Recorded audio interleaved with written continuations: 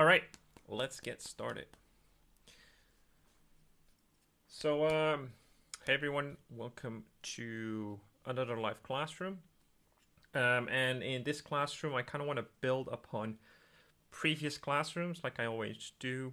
Primarily, again, about just basic shape manipulation, and how it can help you better understand complex shapes. And this, of course, we're doing knights this week, but it shouldn't really matter. Like, this should just be a principle that could help you better understand complex shapes, internalize things that you see from reference, and kind of reinterpret it in any way that you want to, especially when drawing from imagination. I think one of the main issues a lot of you still struggle with is that you need to rely too much on reference. And what I mean by that is that um, it's not a taboo to use reference. It's actually necessary to use reference.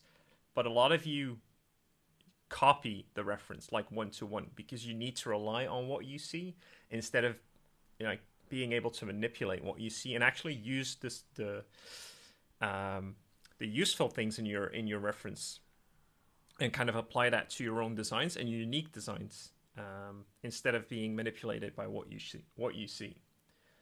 So, I'm just gonna go over the step by steps that I'm having you guys do this week, just to kind of show you what I mean by them.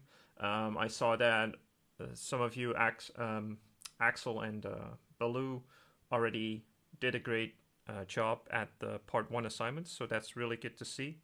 At least then, I'm confident that it comes across. So I just briefly want to show you what I mean by it.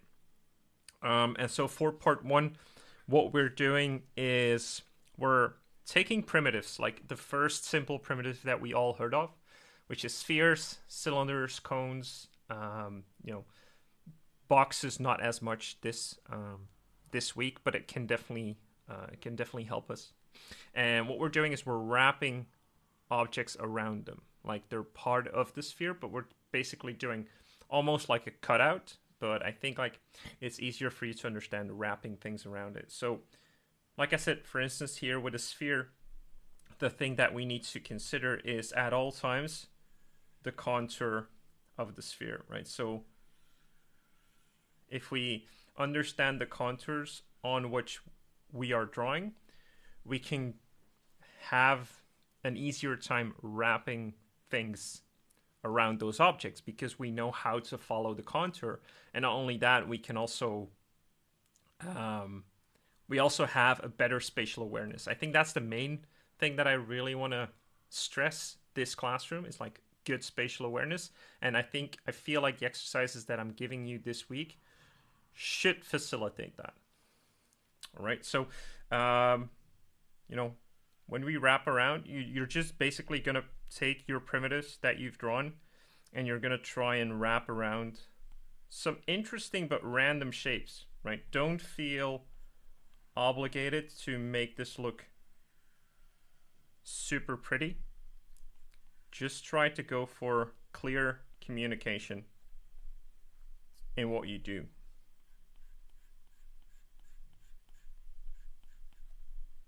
So you can definitely do this with me if you want to, if you're on your desk.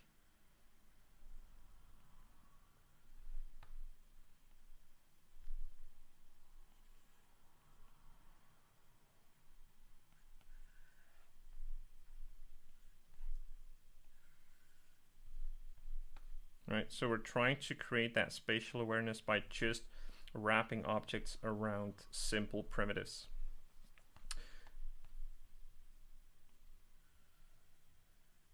And if any of you guys have any questions for me, feel free to ask.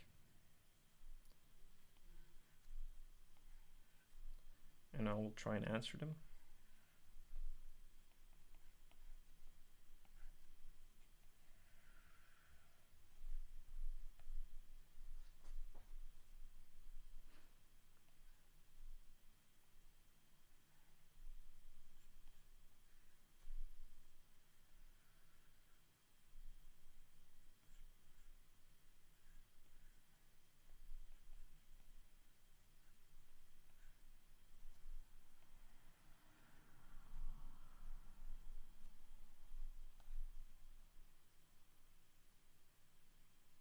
Yeah, you're all muted then, but you can just type it. I muted everyone just for the sake of me being able to explain things in the classrooms. It's different than the lounge sessions.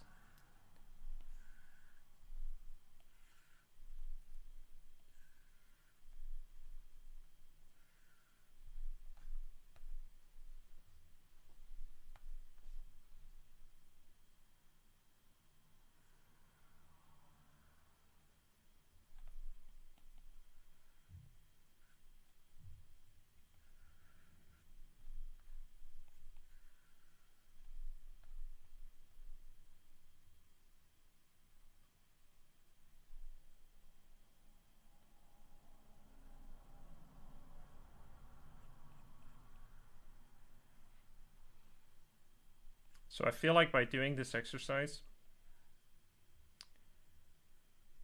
you should also just get a better understanding of contour lines in general, because I feel that's a big part of trying to come up with interesting designs, is trying to manipulate those contours as well.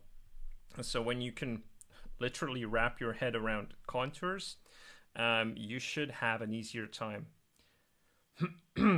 manipulating those contours and then wrapping these things around it again. And that's what I'll show you in the next exercise as well. I feel like my image is a little stretched, but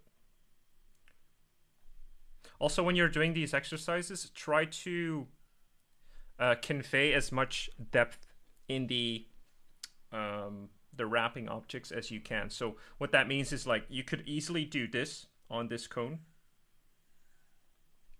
right? And that would technically be accurate. this would lay on top of this primitive, but you're not really showing any depth, right?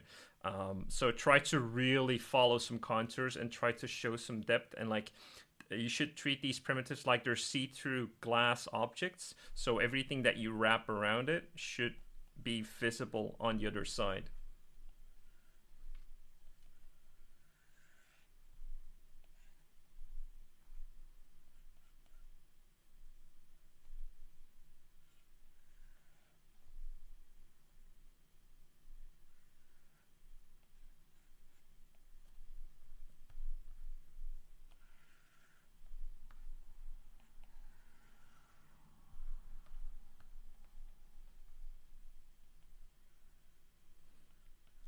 If you want to practice some of your design sense, you can try to go for interesting shapes and shapes that kind of complement each other, which usually gives like a nice design aesthetic.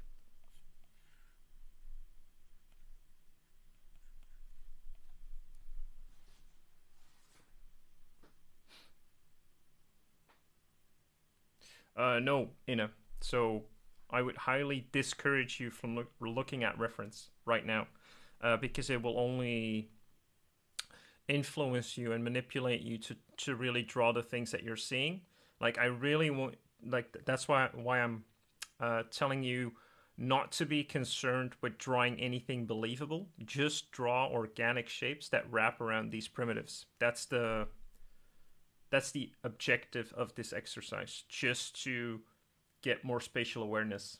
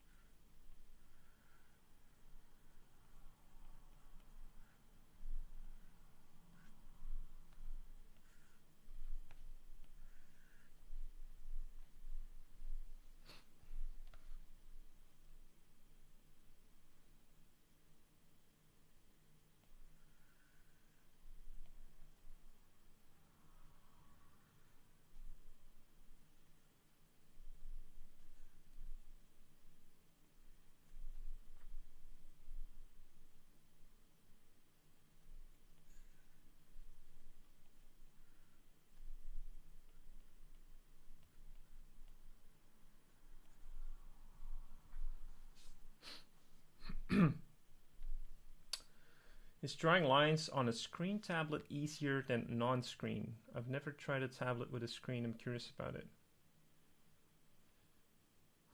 Well, I'd say it's probably easier. I don't really like the disconnection from tablet to screen. I like to just like on paper, I like to just draw on the surface that I want to draw and directly see the result.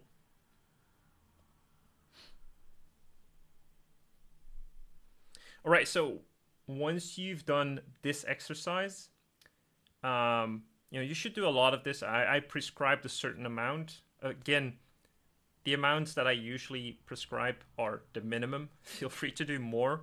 And if you feel like this is a challenging enough exercise this week, like solely focus on part 1 and part 2 of this week. Because I'm trying to just increase your spatial awareness first and foremost before becoming a good designer, right? So the more advanced artists of this week, they should strive to make a certain design this week. But again, increasing your spatial awareness is the most important.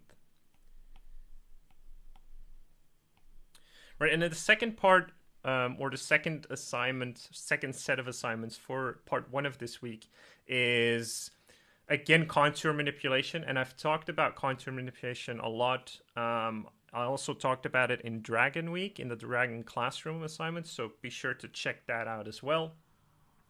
I also talk a little bit about it in the Samurai Classroom, where, by the way, there's a handful of ways that you can interpret or you can distill the reference that you're looking at and break it down or break down the complex shapes. And what I'm showing you guys today is just one of them, right? I'm just trying to show you varying exercises that you can do because everyone's different and everyone solves problems differently. It's not like that's the difference between math and art. Math has a certain amount of formulas, art has many. But in the Samurai Classroom, I also show you probably the most commonly used ones when it comes to shape welding and just addition and subtraction. And now I'm just trying to show you a different approach that you could use. So with the contour manipulation, what you're basically going to try and do this week is first you're going to just try a straight cylinder. So for instance, if we have a straight cylinder, I'm just going to use some Procreate sheets. A straight cylinder like this. Right? What you're then going to do, because that contour of a cylinder is basically a circle, and what you're now going to do is you're going to change that contour to be something else, right? And that's the contour that you're then going to draw that resulting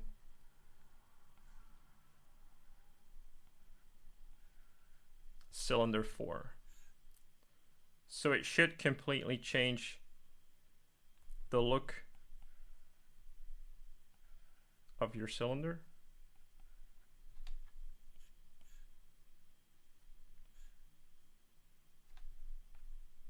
Right, and again, these primitives shouldn't make any sense. Like, it's just focusing on the task at hand. It doesn't need to represent a chest plate, an armor, a pauldron, a gauntlet. It doesn't need to represent anything. You just need to focus on how do I manipulate the contour of the cylinder and what resulting shape does that give me, right? After that, so the advanced version of that is taking an already manipulated cylinder. For instance, we have, like I have here on the top, we have a medium-sized contour on the top. We have a bigger size contour in the middle, right? We're basically inflating this cylinder, so to speak. And then we have the same size at the bottom. Now what we're going to do is we're going to manipulate the contours of each of these contours. So for instance, we're going to manipulate this contour, we're going to manipulate this contour, and maybe all the ones in between as well. And we're not going to do it, necessarily going to do it with the same shape. So it's a little bit of a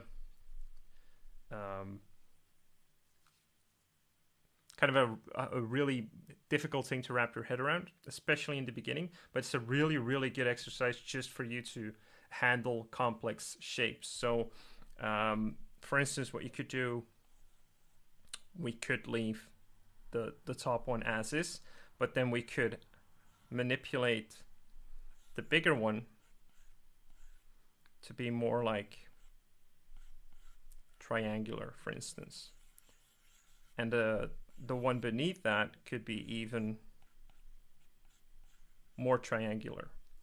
And then we could see like what kind of resulting shape does the manipulation of these contours give us. Now, there can be many different contours in between, and the more of them that you draw, the clearer your resulting object will be, of course. Now, if you have some experience, you can just draw a handful of them and kind of figure out the rest.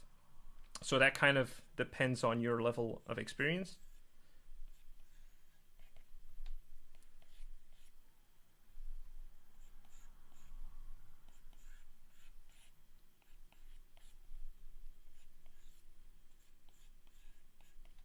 Right. And we could say like this is the resulting form because we've manipulated these contours, and this is what we end up with. And now the cool thing about this is that we can then use this manipulated form. Right, so I'm just gonna copy paste that. We can use this manipulated form and do the exact same exercise as we did before, like wrapping basically sheets around a primitive. But what we're doing now is we're wrapping those sheets around a manipulated primitive. So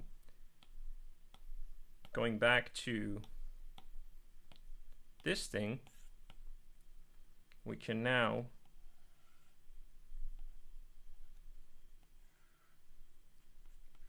wrap things around this.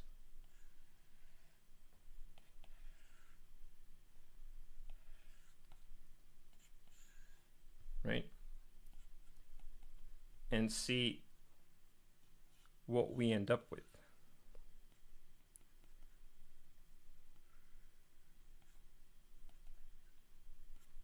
Right. And of course, this does represent some sort of chest plate. It very much could be. I did this on purpose.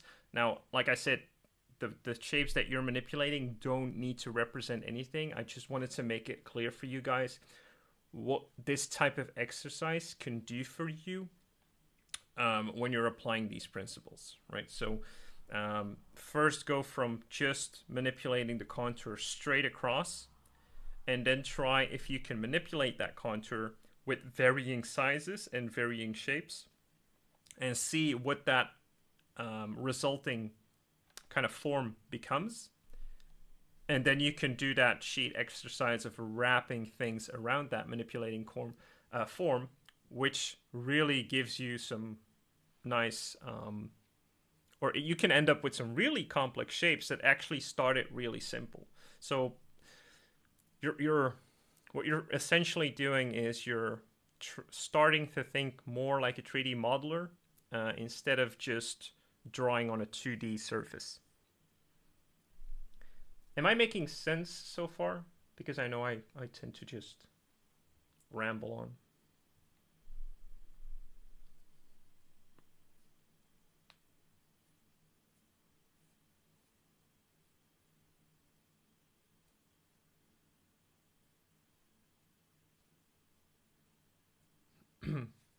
Okay.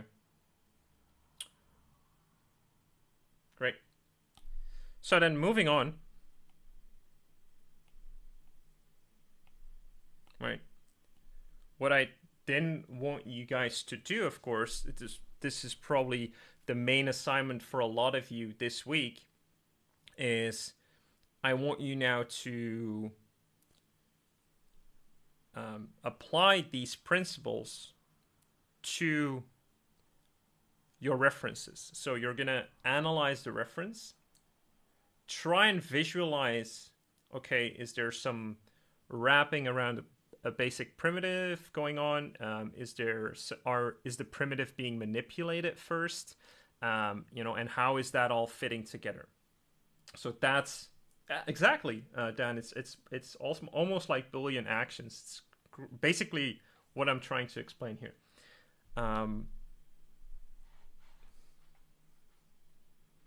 So I'm just gonna do one of these because we're gonna, or maybe a couple.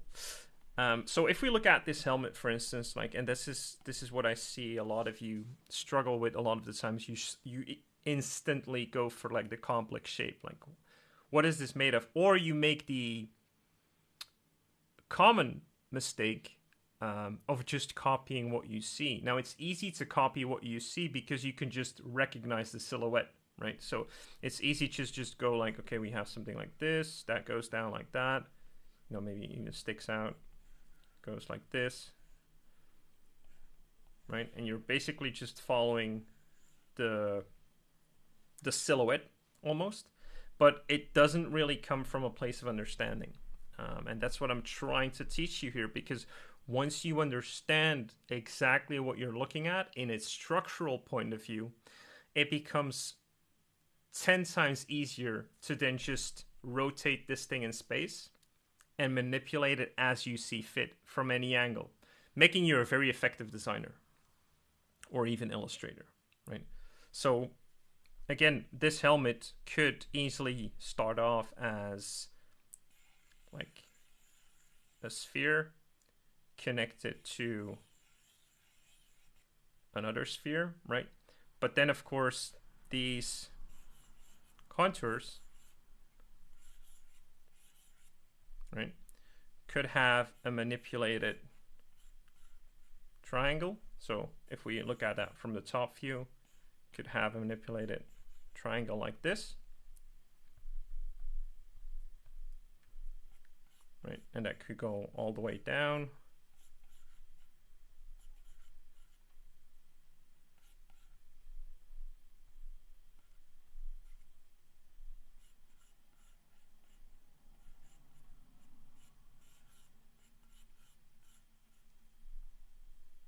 Right? And what would the resulting shape of that be? So then it would make more sense for this to actually look the way it does, the way we're seeing it in this reference. Right?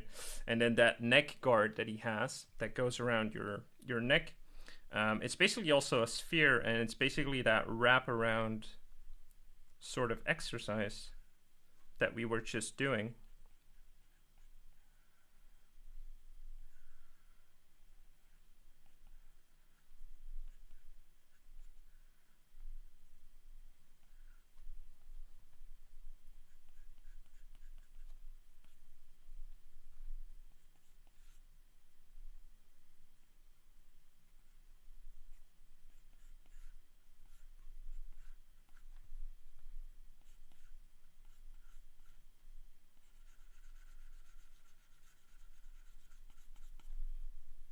Right.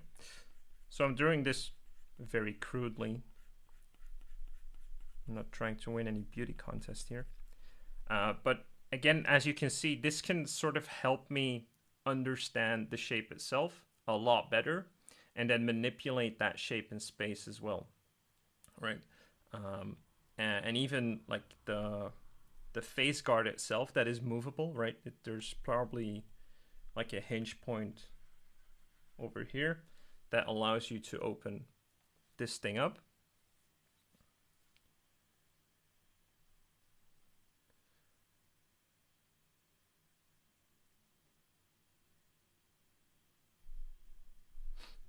I feel like it's lagging a little bit. Okay.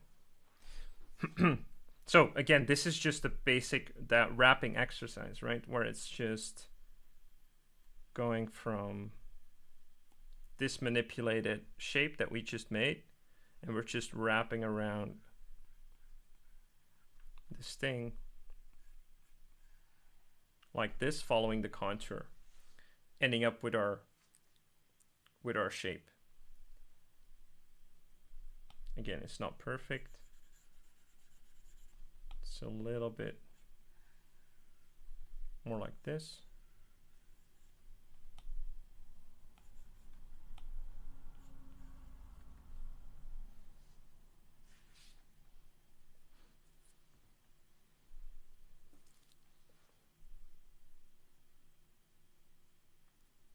So this is like one way to look at it, and manipulated contours is a little bit more complex.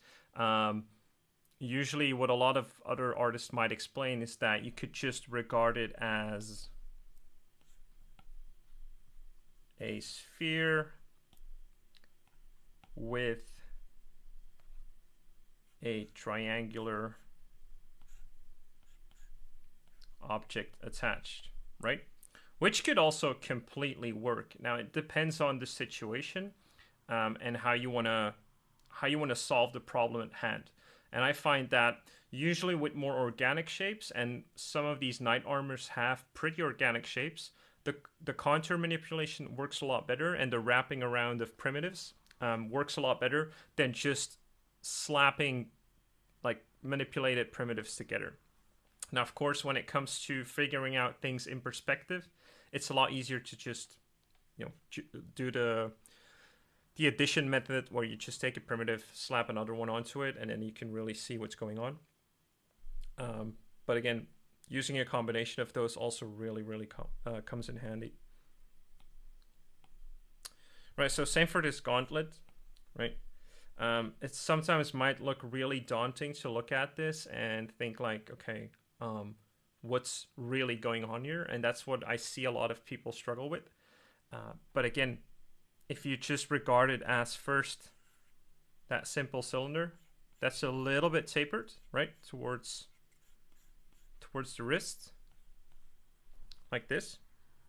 And then we regard it as the top of that. So this top contour is being manipulated slightly, like super slightly. There's just a small addition of like this triangular shape, right? And that kind of is continued throughout a little bit, and it kind of fades off towards the end. So it gives us a little bit more of a contour like this and a shape like this.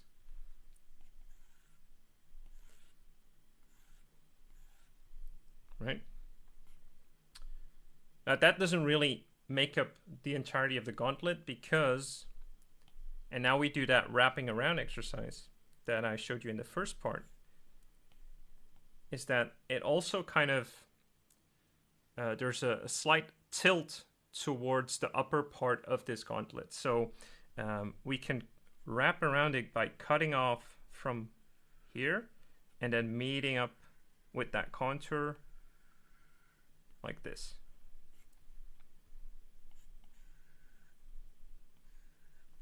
Right, and this is basically also just a wrapping exercise, wrapping around a manipulated primitive.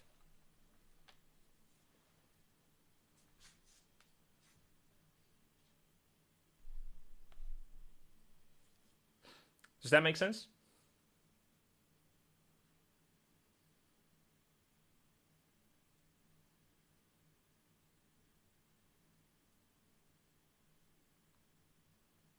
Good, good, good, good.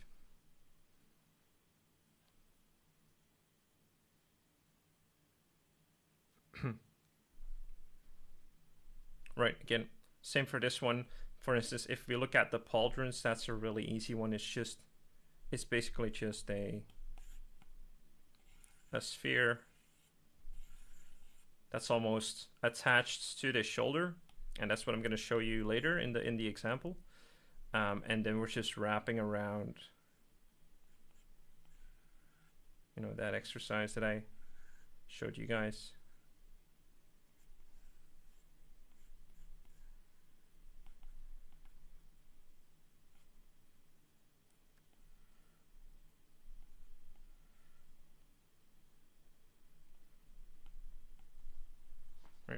And this should give you a much better idea of just spatial awareness. Like that's the most important thing that I want you to take away from this today. It's just having better spatial awareness and just thinking about primitives first. That's the important one. So I quickly made an example before this class. When it comes to then part 3 of this design assignment, right, for today, like I'm giving you guys the assignment to design a certain armor. Now, for the recreational part, it's just trying to recall the things that you studied in part 2. Try to recall it for part 3.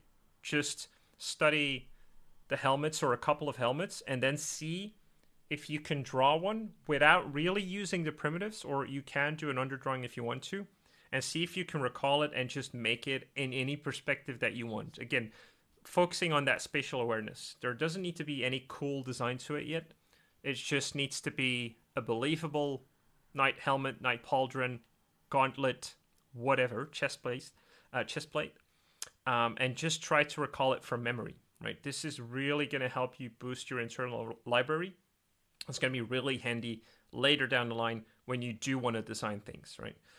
Of course, for you hardcore athletes who have the assignment to draw a knight, you of course can look at reference, and this is what I've been talking about in the beginning of this classroom, is that too many of you are manipulated by the reference that you're looking at. So what does that mean? What I mean by that is, if you were to look at the reference that I have here, what I would see a lot of you guys do is just draw a character in the perspective of this reference, because you basically already have the 2D information to go off, instead of using this thing to your advantage and then just kind of projecting that onto a design of your own, perspective of your own, angle, pose, whatever, right?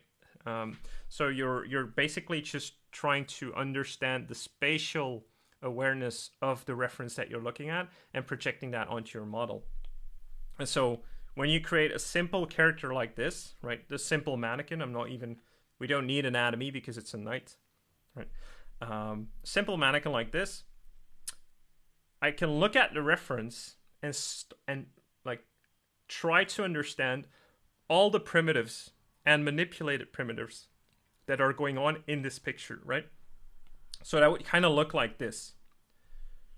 Right? There's some bent cylinders, bent spheres, some manipulated spheres, some things that, just help me attach other objects to those primitives.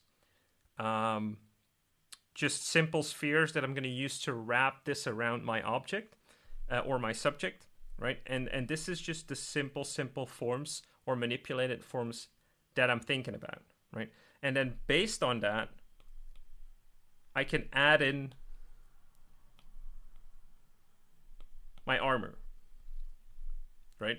So I'm still using the reference that I'm looking at, everything from the visual information, but I just try to understand that visual information and then rotate it in space as I see fit, making me a much more effective designer than being manipulated by what you see. Now, one of the main arguments for this, and it's something that you shouldn't concern yourself with right now when you're studying, and I'm talking to most of the beginners in this classroom. Some of you more advanced athletes, just do whatever you want, right?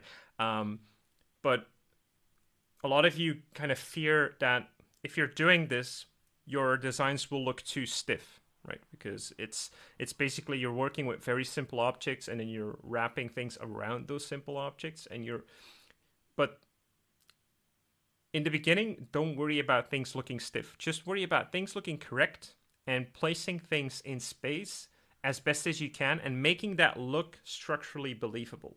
That's going to be much more important. You can break the rules later if you want to, Um, as of right now, just focus on that structural awareness, because when you really understand this and you can play around with it, you can manipulate this in whatever way you want, right?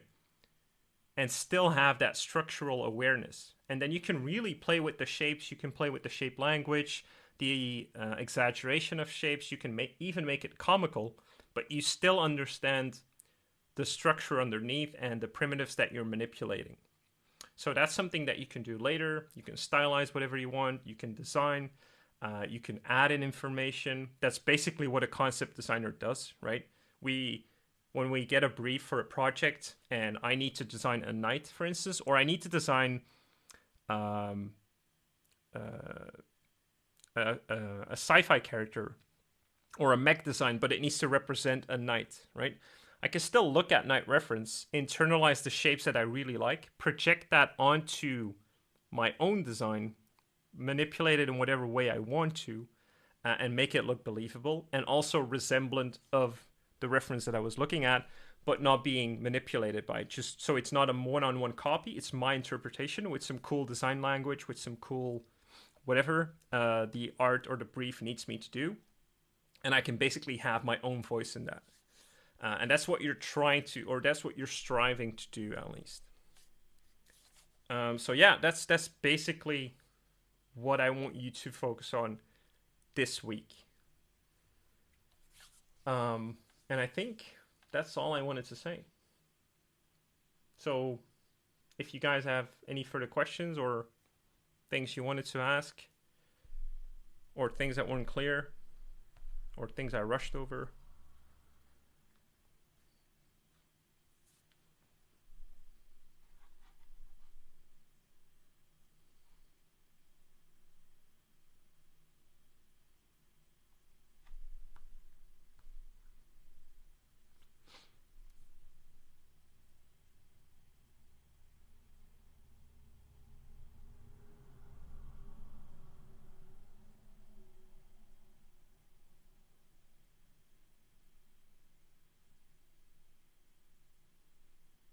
just waiting if I'm going to see any questions pop up.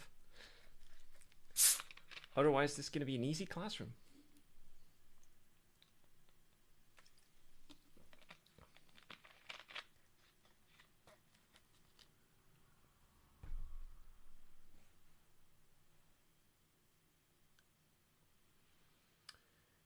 Question: can learning 3D programs help me with spatial awareness? A resounding yes. Terrestrial. Yes, very much so. Just because being aware of the Y, X, and Z axes, so all the axes that you use in a 3D program, and like Dan said, booleans and things like just manipulating 3D shapes. By learning that in 3D, it will make you a much more effective problem solver in 2D as well. You wanted to see the primitives for Gato? Yeah, here you go. So we have the mannequin, like this. And I'm projecting those basic manipulated shapes on top of that. And to kind of run you through it, so the helmet is like just an elongated sphere with a simple cone attached to it. The blue cylinder that I'm showing you here is to illustrate how that neck guard basically wraps around your shoulder girdle, right? So it gives you an easier time to figure that out.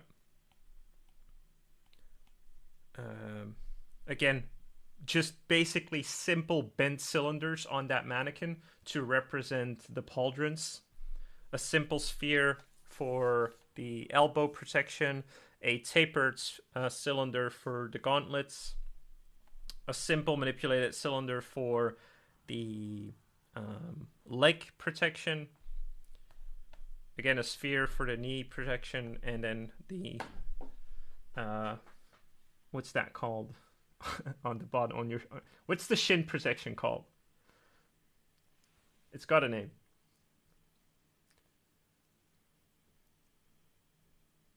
Greaves, thank you. So, simple contour manipulation of a cylinder for the greaves, and then that can feed into, even in this just the same cylinder almost, right? But I am combining like a cylinder and a sphere to create this one piece of a greave.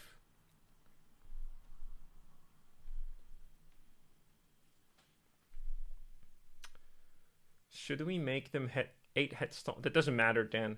Just as long as they're structurally sound, the proportion at this point, again, the mannequin proportion, the figure simplification, I talk about 7 to 8 heads tall. Just strive for that in the beginning. Always strive for the ideal proportions in the beginning because you can cheat those proportions later. Did I miss a question or not? I'll show you guys the simple shapes again. Any tips on how to identify the basic volumes when multiple pieces overlap? What do you mean by multiple pieces overlapping? You mean on like a armor set, Parker?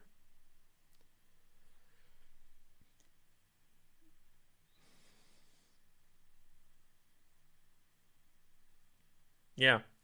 Well, that's going to be your exercise this week when it comes to spatial awareness, and that's why I'm first having you draw simple shapes and those wraparounds of primitives, because that should give you the spatial awareness. If you look at an armor set and you recognize like, okay, this is basically a cylinder and there's a form wrapping around it, you should be able to figure out the things that you're not seeing, like the back, like the chest plate.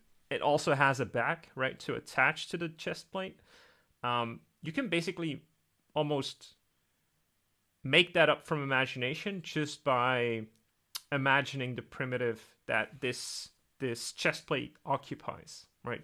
So it's the tip is here, just do the exercises. that's the tip. Do you think applying 3D concepts like low, mid, and high level details is worth it, or should we stay low for this one? Yes, Thomas. Like non-hardcore, just do the basic, the simplest low level version. If you want to go into higher detail later, be my guest. But it's not going to contribute to your spatial awareness. It's only going to contribute to the fidelity of the thing that you're drawing, and just the design of it. But it's not really going to help you. Again, most of the time in the ArtWAD assignments, the goal isn't to make pretty pictures. The goal is to understand what you're drawing. That's my entire setup for ArtWAD, because most of you in here want to become concept designers or illustrators. So being able to do things from imagination is just crucial. It's super, super crucial. Because yes, we need to look at reference, but we need to look at reference to be inspired, not to be manipulated. That's a common misconception. Because you'll never find the perfect reference for the brief of the client that you're drawing for. So if I look at a reference like this, because I've done so many of these exercises and I have good spatial awareness, I can look at this, internalize the primitives, and basically just by looking at it for 5 minutes, I can draw it from any perspective that I want to. Right? It's basic, and it gives me so much power when I'm drawing something from imagination, because I can just manipulate it, right? That doesn't mean I'm gonna have the most effective designs right away, because that's like an other thing which I'm gonna talk about in the Proco video, is being an effective designer when it comes to shapes. Is we need to draw cool abstract shapes, right? We basically reverse engineer everything. We draw really cool abstract shapes, very, very, very abstract, and then we reverse engineer everything I'm talking about here. So when I do a concept, I basically just let me quickly illustrate that. When I do a concept, Um,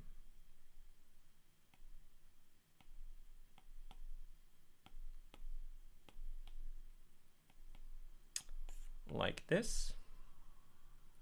So if they were to ask me to draw like a new kind of night design, I wouldn't be like, okay, I wouldn't even be looking at this reference, right? I would first just be looking at cool shapes and maybe a cool angle for that character.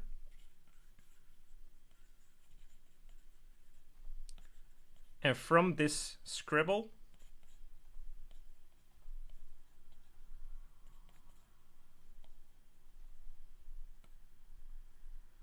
right? So from this basic scribble, which is basically the abstract information that I'm trying to convey. Right? And this is a really bad scribble. Then from this scribble, I'm going to reverse engineer everything I've been talking about with you guys, and apply the structure on top of that using the reference and the things that I've seen in real life and my internal library. But the shapes need to work first, right? So I do need to do a 2D exercise first. But this is only for like original designs. When learning stuff, just do the artwork assignments. This is really going to help you with your spatial awareness.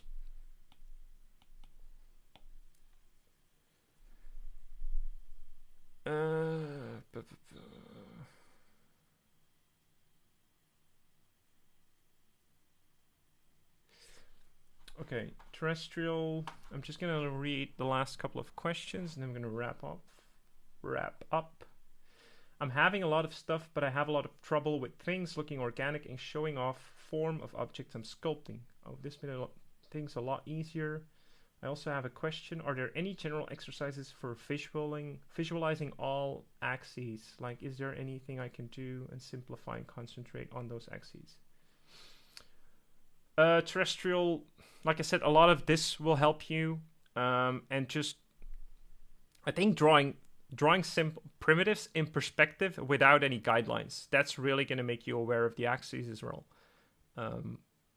So maybe just only drawing an horizon line just to get like some bearing in your spatial parameter, but then just drawing everything freehand, basically imagining your vanishing points. That's a really good exercise.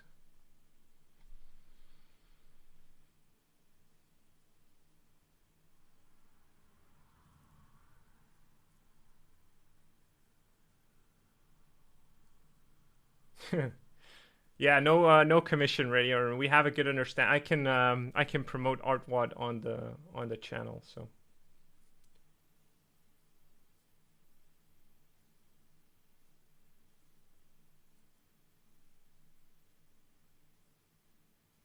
yeah, I'm getting paid in exposure.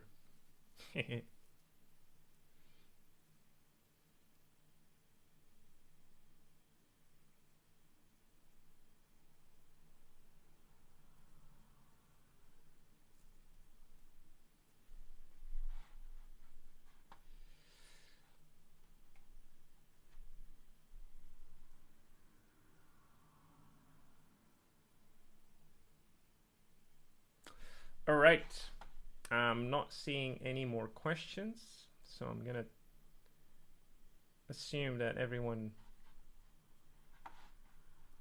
gets it and is just gonna smash the assignments from now on because there's no more questions.